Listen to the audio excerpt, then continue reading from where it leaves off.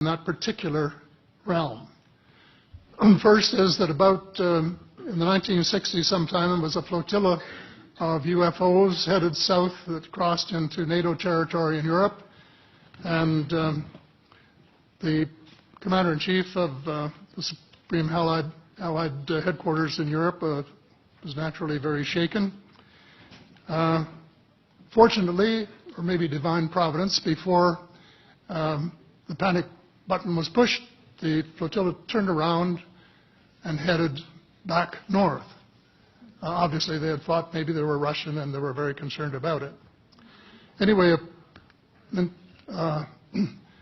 investigation was launched into this whole subject, and a document was prepared which concluded that at least 4 species had been visiting Earth for thousands of years.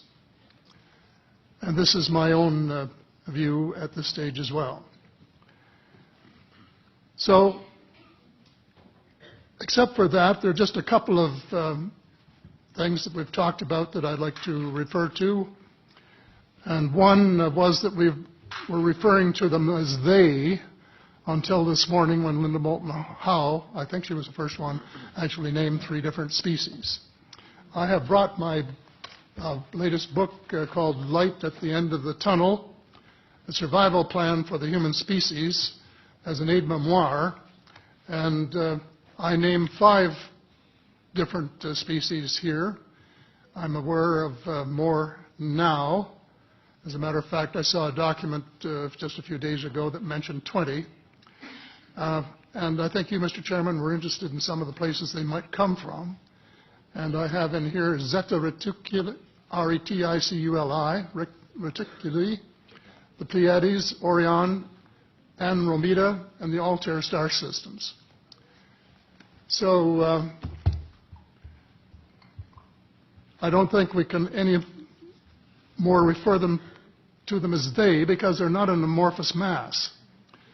They are different species and consequently may have different agendas. I don't think we can say that they all have the same agenda any more than we could say that the United States, China, and Russia had the same agenda. Our real interests may be very similar, but as of now, our perceived interests are still quite far apart. One more observation before I begin what I want to say, and that is that we spent quite a bit of time talking about the 66-year-old cadavers. And I was glad to have Linda this morning finally say that there are live ETs on Earth at this present time, and at least 2 of them probably working with the United States government. The other species that I learned about not too long ago was called the tall whites. And this is when Paula Harris broke the story just a few years ago. And through her good offices, I had the chance to talk for about 3 hours with former Airman Charles Hall and listen to this absolutely fascinating story of how he was working with, first of all, he was scared out of his skin, but after that, when he got to know them, how he was working with, and finally they became to trust each other and have a good working relationship with the tall whites at the gunnery range at Indian Springs in Nevada. And these tall whites were living on United States Air Force property and working in cooperation with the United States Air Force and sharing technology with them. He wrote a book, incidentally, called Millennial Hospitality.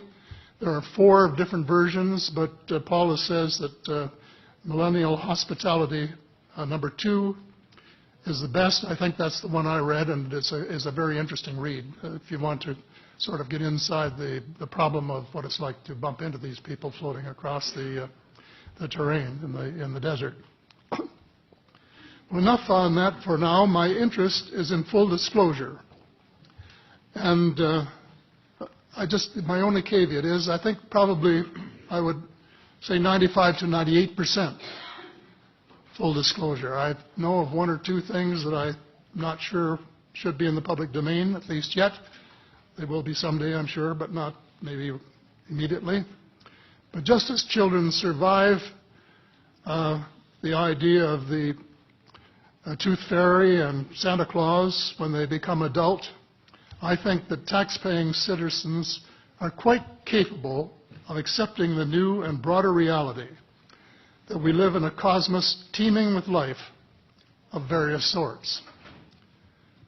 The fact that some other civilizations are more advanced than we are may be humbling, but that could be a necessary step in our survival.